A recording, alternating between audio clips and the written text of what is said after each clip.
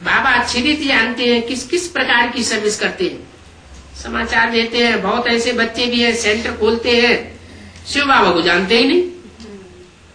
क्या खोलते हैं सेंटर लेकिन शिव बाबा को जानते नहीं।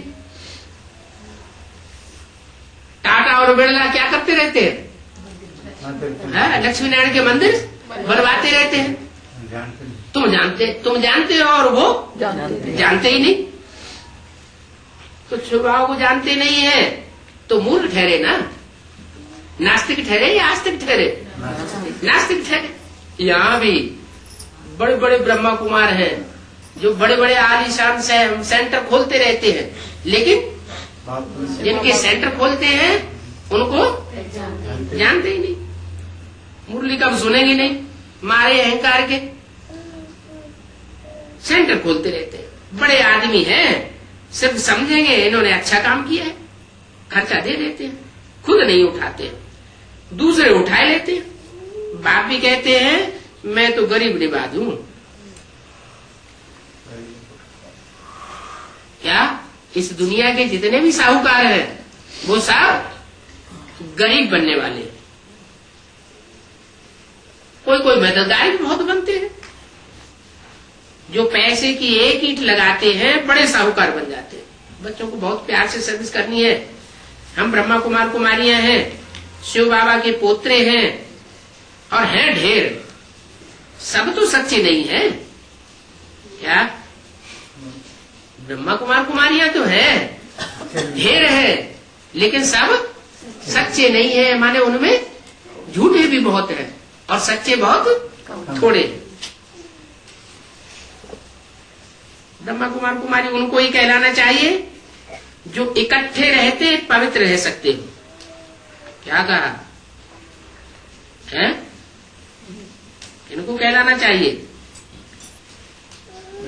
ब्रह्मा कुमार कुमारी उनको ही कहलाना चाहिए जो इकट्ठे रहते पवित्र रह सकते हो, ये पान का बीड़ा उठा सकते हो। इसलिए बाबा कहते हैं आगे चल करके युगलों की बहुत महिमा निकलेगी। क्यों? क्योंकि संसार के सामने वो प्रूफ होंगे कि ये इकट्ठे रहते भी लक्ष्मी नारायण के मंदिर बनाकर रहते हैं, दूसरों को लक्ष्मी नारायण बनाने का पुरुषार्थ करते हैं, खुद भी अपना जीवन लक्ष्मी नारायण जैसा बनाए रहे। अच्छा, और जो सन्यासी मंदिरों में रहते हैं वो तो नहीं रहते। कैसे? इकट्ठे। इकट्ठे माना पति पत्नी युगल बनकर के इकट्ठे तो नहीं रहते। अच्छा, वो तो दुनिया में सन्यासी हो गए। ब्राह्मणों की दुनिया में भी कोई ऐसे सन्यासी है? बीके वाले हैं। देखो कैलाश माता बोल रही है अभी ब्रह्मा कुमारी पकड़ेंगे है। इसलिए मुरली में कहा है जहां जहां संन्यास आश्रम खुले हुए हैं उन संन्यास आश्रम के सामने ही तुम अपनी गीता पाठशाला खोल दो, बड़ा मजा आवेगा। तो बोला ब्रह्मा कुमार कुमारी उनको ही कहलाना चाहिए जो इकट्ठे रहते पवित्र रह सकते हैं। इसका मतलब जो सन्यासी बनकर के रह रहे हैं, मठपंथ स्थापन कर रहे हैं, भीख मांग मांग करके बड़े बड़े महल माड़ियां अटारियां भले इकट्ठे कर लेते हैं, लेकिन खुद पवित्र नहीं रह करके दिखा सकते इकट्ठे होकर के, तो वो ब्रह्मा कुमार कुमारी नहीं हुए। क्या हुए? हैं? सन्यासी हुए। हाँ, नहीं रह सकते हैं और कहलाते हैं ब्रह्मा कुमार कुमारी, तो उनके ऊपर फिर बड़ा पाप चढ़ जाता है। ये क्या बोला? नहीं रह सकते हैं तो फिर बड़ा पाप हो जाता है। अगर पवित्र रह सकते हैं तो बहुत बड़ा पुण्य करते हैं, क्योंकि लक्ष्मी नारायण का मंदिर खोल करके बैठे बहुत ऊंचा पुरुषार्थ करते हैं, नर से नारायण बनना और दूसरों को बनाना।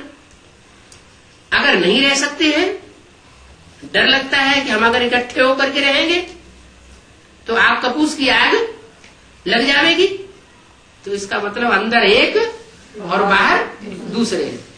दुनिया को सुनाते हैं, कहलाते हैं कि हम ब्रह्मा कुमार हैं, लेकिन रह नहीं सकते। अपवित्र बनते हैं तो फिर ब्रह्मा कुमारी नहीं, कई बिगड़ पड़ते हैं। समझाया जाता है पहले 7 रोज बाहर रह करके समझो, फिर पवित्र रह सको तो क्लास में आओ, नहीं तो नहीं आओ। इंद्रप्रस्थ की एक कहानी भी है, कोई छिप करके आकर के बैठ जाते हैं तो लाने वाले के ऊपर सारा दोष आ जाता है। ये ज्ञान अभी तुमको ही मिलता है क्या? दूसरे धर्म वालों को ये ज्ञान नहीं मिलता है। न इस्लाम धर्म में कन्वर्ट होने वाले होंगे, उनको भी नहीं मिलेगा। बौद्ध क्रिश्चियन या सिख धर्म में कन्वर्ट होने वाले होंगे द्वापर युग से या कलयुग से, उनको भी ये ज्ञान नहीं मिलता है।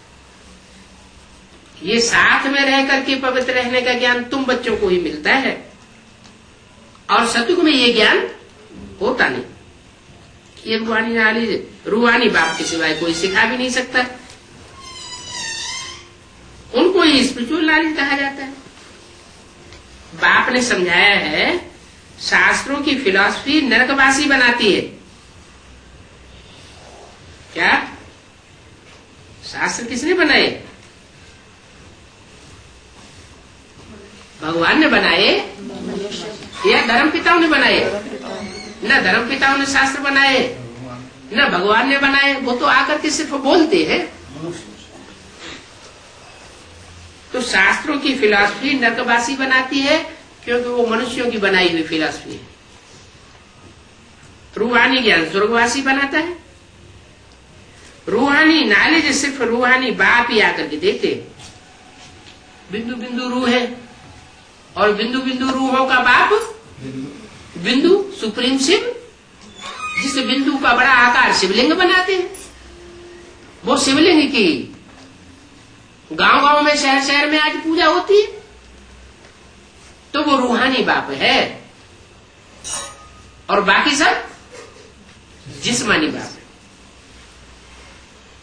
रूहानी ज्ञान स्वर्गवासी बनाता है। डॉक्टर ऑफ फिलॉसफी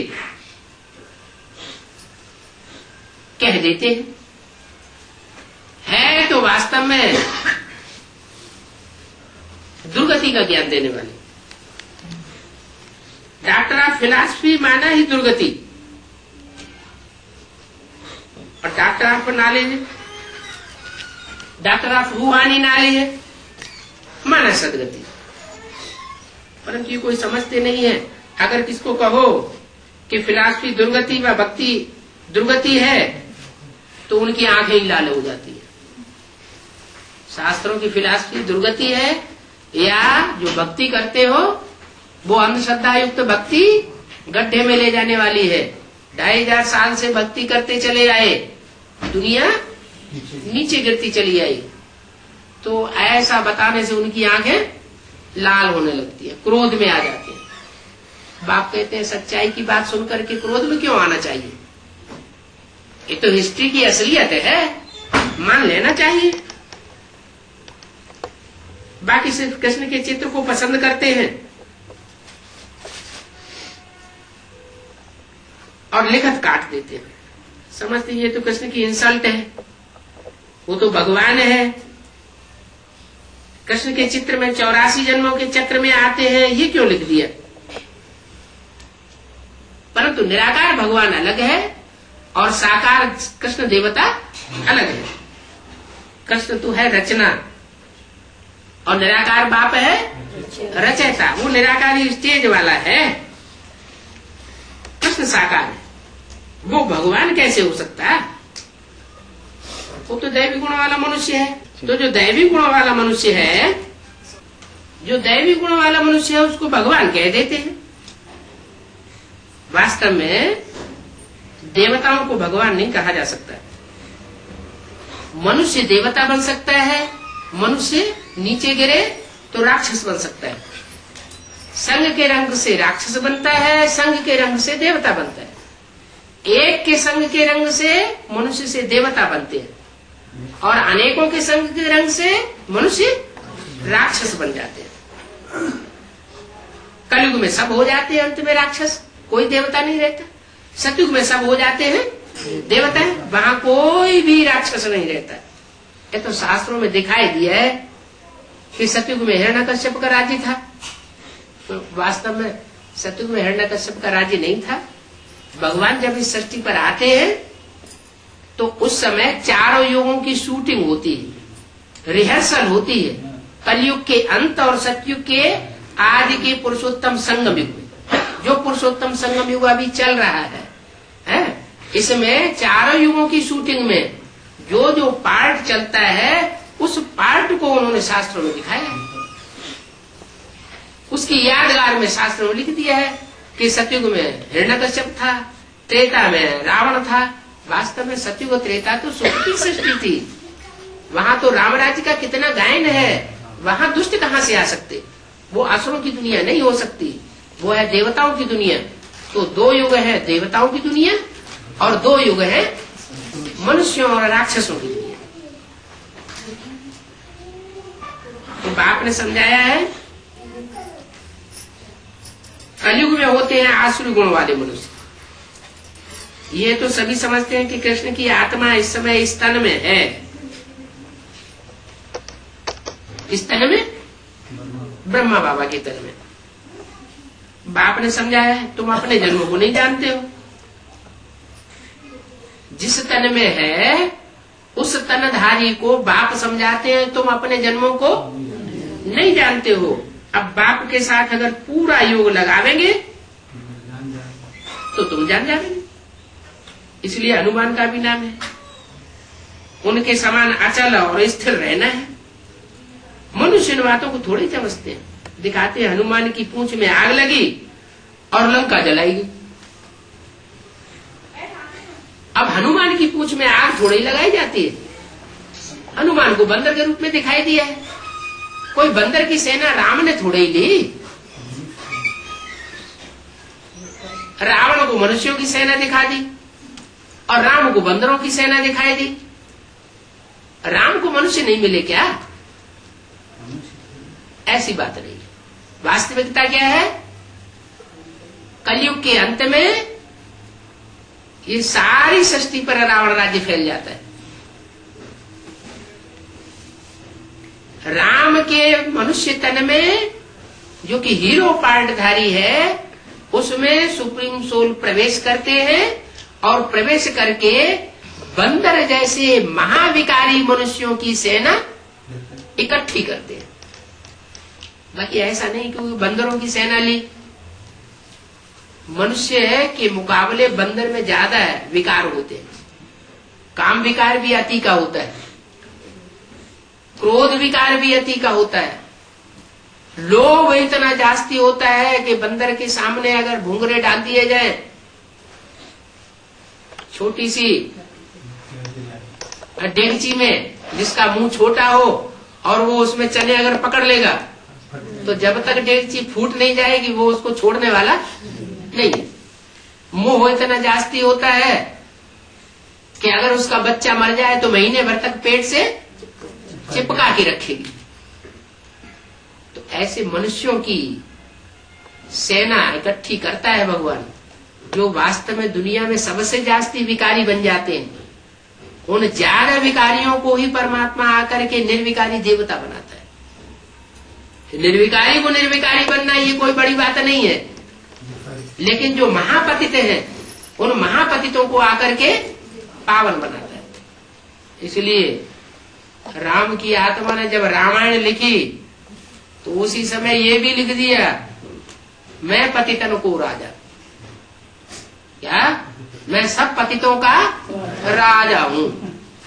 तो जरूर जो सब पतितों का राजा है उसी में परमात्मा सुप्रीम सोल प्रवेश करता है। जब राजा सुधर जाएगा तो उसकी सारी प्रजा अपने आप ही सुधर जाएगी। तो मनुष्य इन बातों को थोड़ी समझते हैं।